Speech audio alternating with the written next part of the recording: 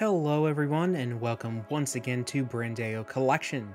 It's been some time since we did a collection room tour, and since our last collection room tour, we actually downsized significantly our 1/6 scale collection and kind of centralized them all to our DTOF shelves. So now in the room, the only place that has 1/6 scale figures are our DTOF shelves here, our 4 cases. So what we're going to do today is we're going to take a look at what figures still remain in the collection, take a look at how we rearrange the outline of these different figures, and talk a little bit about them as well. Now before we jump into things, if you haven't already, please like this video, subscribe to our channel, hit that bell notification to be notified when we post new content. We have exciting things upcoming in the very near future, including additional episodes of our Brandao Collection podcast and much, much more. So let's jump right in and take a look at the figures that remain in our 1/6 scale collection.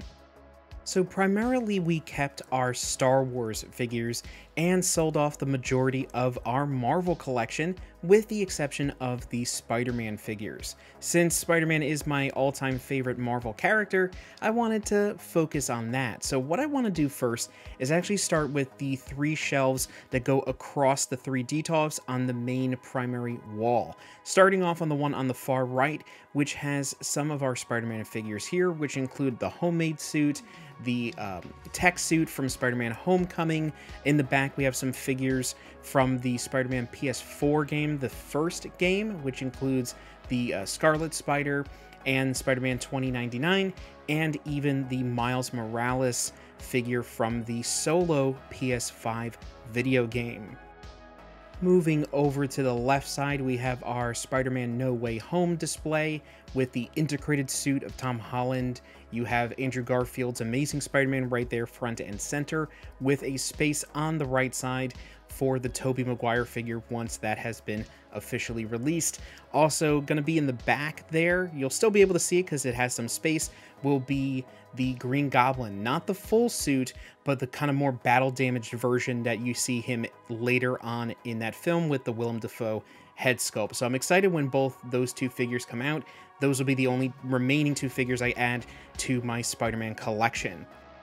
And then here we have crammed, for a lack of better words, the remaining of our Marvel figures in the entire collection. So I kept my favorite versions of Iron Man, which is the diecast Mark 7 from the first Avengers film, the best version of Captain America in my opinion, which is the Avengers Endgame version there front and center, and then behind them, which is a little hard to see just because of the placement, is the Doctor Strange figure from the first solo film of Doctor Strange, and then we have the Iron Spider suit from Avengers Infinity War. Now, I'm not entirely sure how much longer I'll keep these Marvel figures in my collection as I continue to downsize and focus more primarily on Star Wars figures, but anything, as you can see, that's Spider-Man based will usually have a closer place in my heart and stick around a lot longer in the collection. And then the final figure that's on the top of one of the DTOF cases, which is the DTOF case that's actually across from the primary 3, we have the Ed 209 figure from the original Robocop, which we've shown this in previous reviews and previous videos that over time this figure is next year going to be 10 years old, and it is starting to crack on that rubber dome after about 9-10 years of being in the collection. Now, where I live is not some place that has very crazy weather. We do have all different types of seasons, but it's not extremely humid, but just over time that material is just something that's kind of cracked. I know that there's a lot of different ways to protect these types of materials that people have suggested me, but at this point it's kind of cracked to the point beyond other than just ripping the whole thing off and putting a brand new dome on there. So I've kind of just kept it the way it is, and we'll have it here in the collection. So in our previous collection room tours, the way we did it is that we would focus on one shelf or one case and then go from the top shelf all the way down to the bottom shelf. But because I've kind of rearranged and changed up the way that I've displayed my figures here, we're actually going to go kind of in a zigzag manner, going in the order of the timeline of the Star Wars stories. And that's the way that I've set up my brand new display here. So we're going to start from the prequel era, going all the way up to the time of the Mandalorian, and the way we've done that is kind of in a zigzag manner through these cases. And the first case we're going to show right here is the one on the far left, which starts with the prequel films of episode 1 and episode 2. You have Qui-Gon Jinn here, you have the Phantom Menace version of Darth Maul in the front, and then in the back is your representation of episode 2, kind of transitioning a little bit into episode 3 with your Jango Fett figure, and that in between of episode 2 and 3, which is the Count Dooku figure in the back there. All 4 of these figures in this shelf are some of my favorites in my entire collection. I think they are fantastic representations of Star Wars characters in a 1/6 scale format, and I'm very happy to have a representation of what is my childhood and introduction to the Star Wars universe, which was the release of the prequel films. Continuing to move right to the middle DTOF, and you have our episode 3/Clone Wars kind of display here. You have the Anakin figure, which I have right now, the Darkside Anakin head sculpt on him. I did purchase the head sculpt separately. I don't have the full figure version of the Darkside Anakin, but I do have the main figure, and then I bought the Darkside version to kind of swap out whenever I feel I want to change up the look of his head. And then in the middle there we have Captain Rex, which is the original release from Hot Toys. I know there's a new one coming out based on Ahsoka. And then on the right side of him, we have the episode 3 version of Obi-Wan Kenobi. Another great standout shelf with some of the best Star Wars figures that Hot Toys has ever produced up to this date. As we move away from the timeline of the Star Wars prequel films, we actually move timeline-wise into Rogue One, A Star Wars Story, which as of right now is still my personal favorite of all of the Disney era Star Wars movies. It hasn't been beat as of right now, with the exception of The Mandalorian, which is a TV show, so it doesn't really count towards the movies, but that's another story. But Rogue One is my favorite of the Disney era movies, and you can see we have a lot of figures representing my love for that film. You got Director Krennic, one of the best head sculpts Hot Toys has done, period. You have Jyn Erso, K2SO, and then you have one of the more recent release versions of the Shore Trooper, along with the Death Trooper there behind Director Krennic. Overall, a great looking shelf to represent this fantastic movie. Now moving our way down a shelf and then back all the way over to the far left shelf, and we have a representation of the original, the one that started it all back in May of 1977, and we have the original Star Wars, as it was called when it came out, and then now is known as A New Hope. This was some of the first Star Wars figures that Hot Toys put out once they officially got the full license to create these characters back in, I believe that was around 2015, 2016.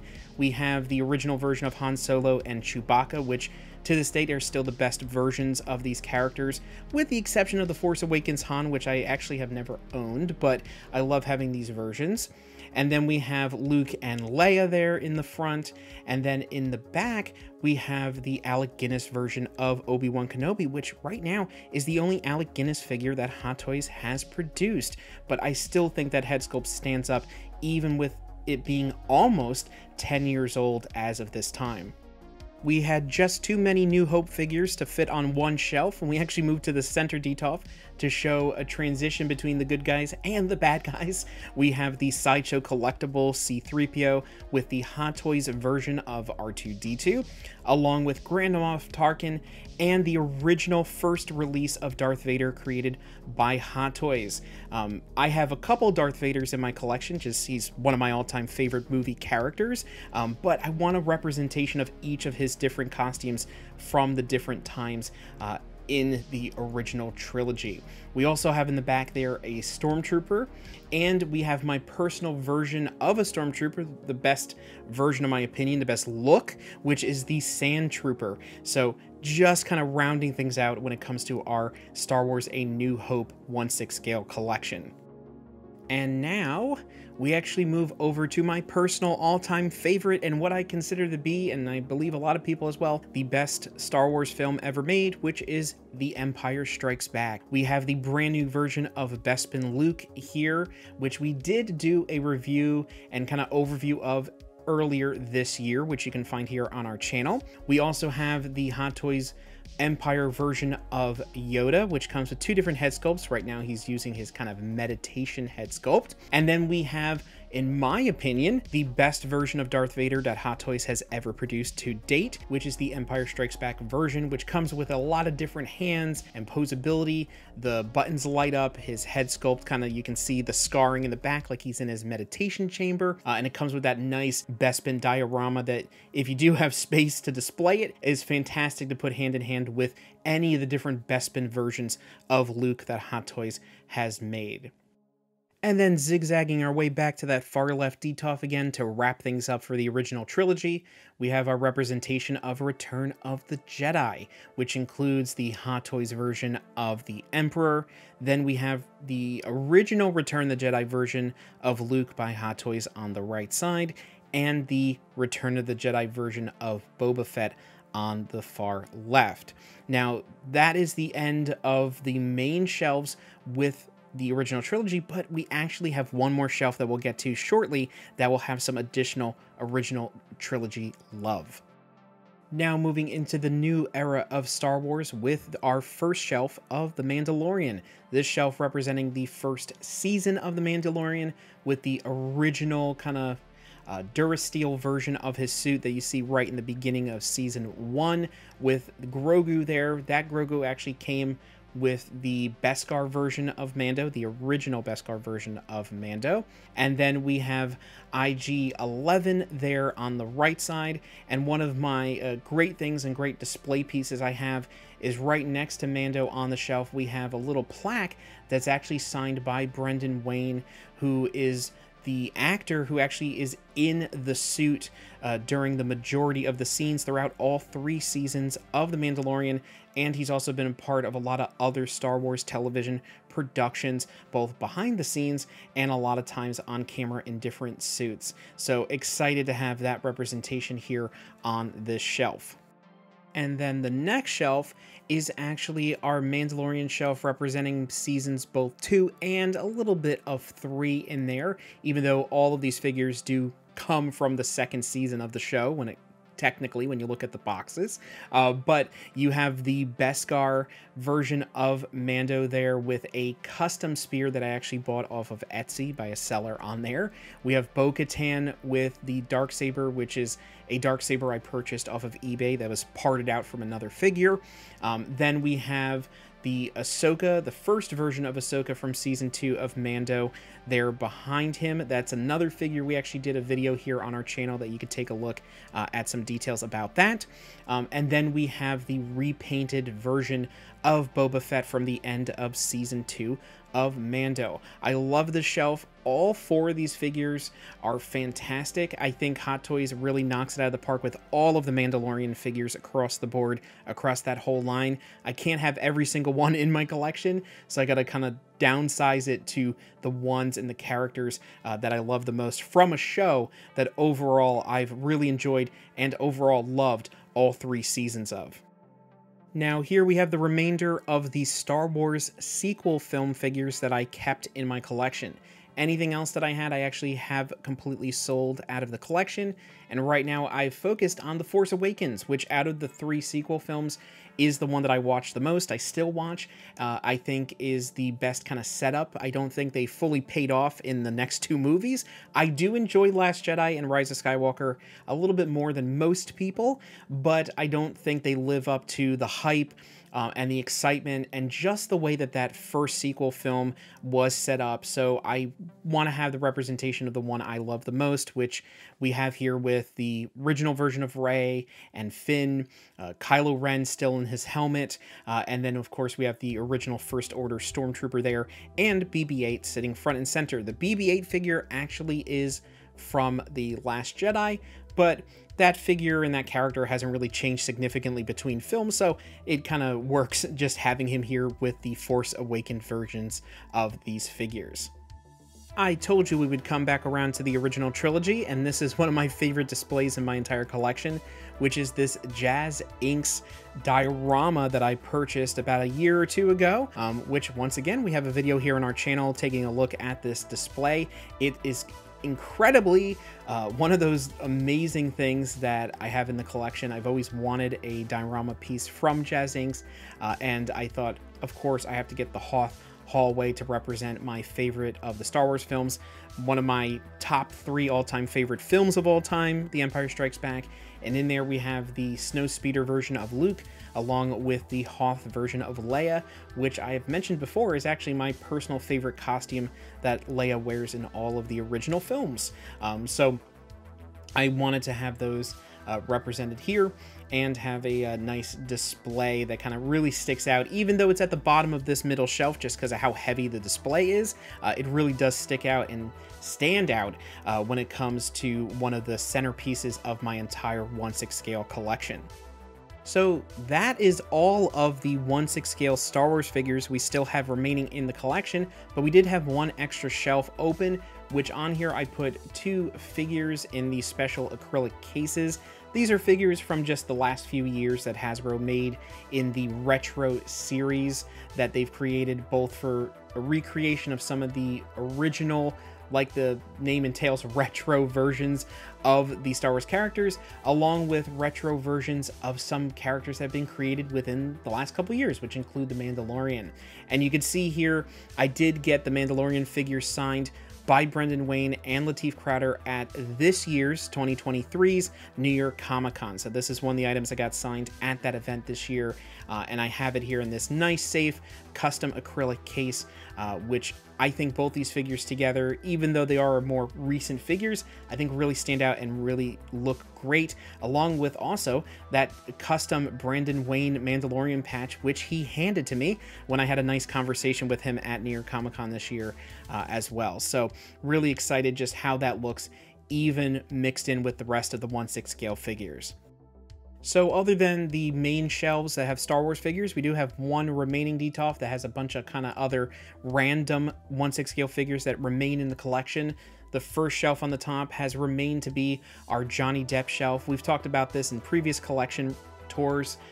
This shelf has not changed. I've kept the same poses over the last year, maybe 2 years for some of these. I think it just looks great, and I haven't really done much work to it, but these figures remain just because, once again, Johnny Depp is my all-time favorite actor. Even with all the craziness that's happened over the last few years, I really do think that I love having a representation of my favorite actor and some of my all-time favorite characters that he played in the collection. Below the Johnny Depp shelf, we have a hodgepodge of different characters from different genres, different time periods, movies, television, and so forth.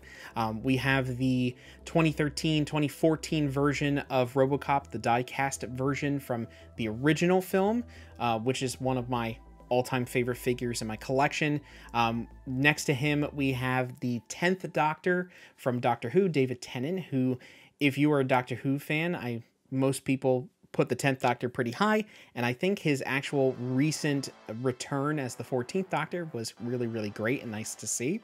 Then behind him, we have one of the first figures I ever got into my collection, which I received as a gift, which kind of started off this entire Hot Toys collection, which is the King Leonidas figure from 300.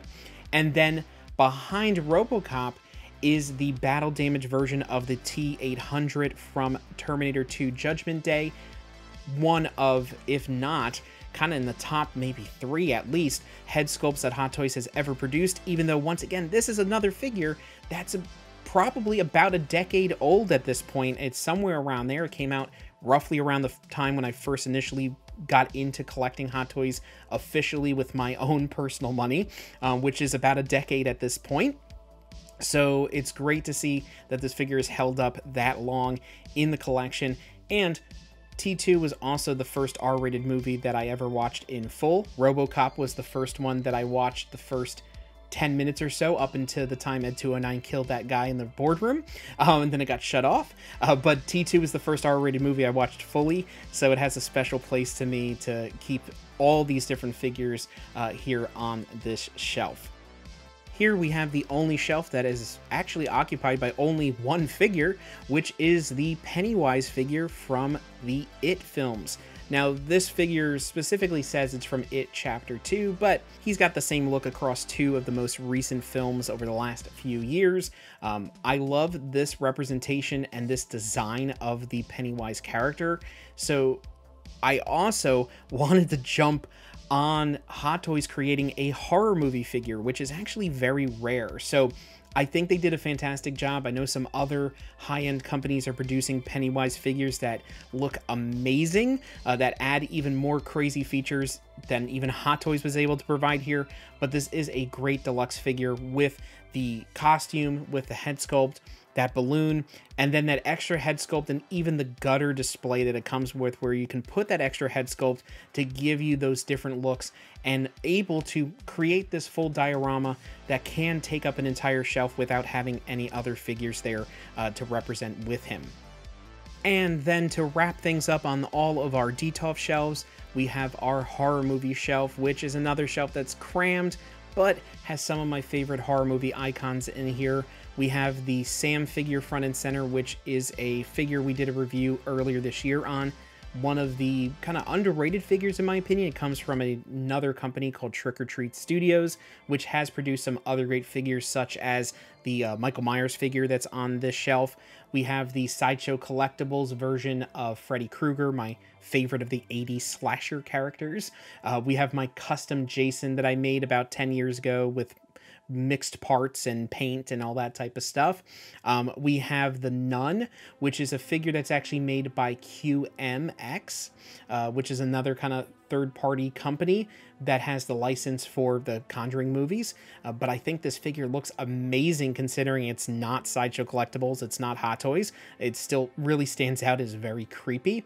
And then, of course, we have the Sideshow Collectible Scream figure from the original Scream. So a bunch of different figures crammed on this shelf, but have to have my love for horror films really represented here, since horror is the thing that really got me into loving movies.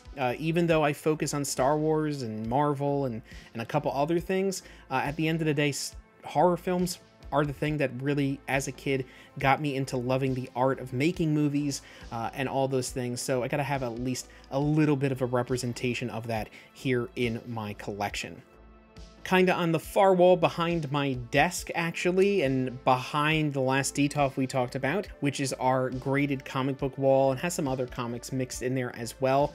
Right now we have displayed the lowest numbered Amazing Spider-Man comics I have in my collection as of right now. The lowest one I have right now is issue number 5, which is the first time Spider-Man and Dr. Doom met up. And then we have a couple other ones, including an early appearance of the Vulture, first appearance of Electro, one of the early appearances of Doc Ock, and including one of the more recent acquisitions from Graded Wise. I've had this comic for a few years now, but I just got it graded a few months ago, which is the first appearance of Mysterio on there as well.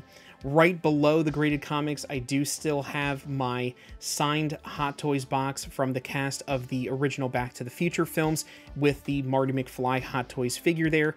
That's a figure that, even though it's no longer in the DTOF, will remain with me forever, just because that is in the top 10 all-time favorite movies, in my opinion. And of course, I went through the trouble of getting it signed by the original cast, including Michael J. Fox and Christopher Lloyd. We also have on there some Legos and one of the Banshees that came out when the World of Pandora originally opened at Animal Kingdom back in 2017. So we have that displayed there as a little bit my mix of my enjoyment of the Avatar movies and my love for the Disney theme parks. Thank you so much for taking some time to spend it with us and go through our current 1/6 scale Hot Toys collection. Take a look at what figures still remain as we continue to really focus our collection more on autographs, on comic books, and focusing, at least for these figures, on the characters we love the most and the movies that really mean the most to me personally, as we continue to really hone things in and focus, which is a great thing to do when it comes to collecting, and especially as you grow your collection over many years. Now, if you enjoyed this video, please remember to hit that like button, hit subscribe, and hit that bell notification to be notified when we post new content. We have some more episodes of our Brandao Collection podcast in the work to bring that back and really get that up and running again on a more consistent schedule. And of course, we have a lot more other video topics that we are working on for the end of this year, all the way into 2024. Thank you again. Have a wonderful rest of your year, and have a happy new year into 2024. And as always, keep on collecting.